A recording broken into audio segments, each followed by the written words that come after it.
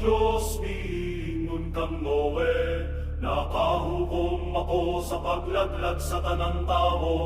Buong ko sila sa hingpit kay lamang, ipadagsang sa kalibutan ng ilang daot ang mga buhay.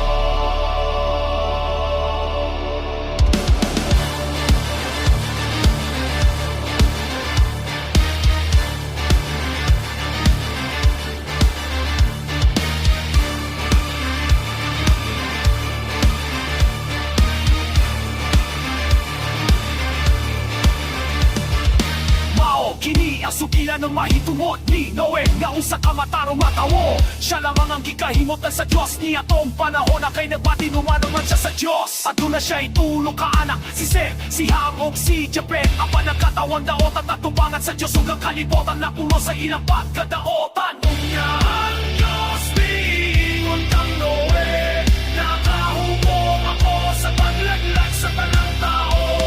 Buon ko sila sa higpit kay lamang, ipadagsang sa kalibutan ng ilang daot ang mga bawitan. Ako sa Diyos sa kalibutan, ug nakita niya nga ngilagini kay daotan, makaayo ang binuhatan sa mga tawo. Busa paghimo kaakikan sa kahoy na koper, buhatin kining mga lawak ko puliti o kaspan o asulog tugang gawasini. Himo ang agang at tulog kaanda na o buhating pultahan sa kilid nini. Palulubad ko ang kalibutan narong pagpuo sa tanang binuhat at tanan ng anak. Ibabaw sa yutang mga matay, ang pag magbuhat ako kasabot at talikan mo ka na ko.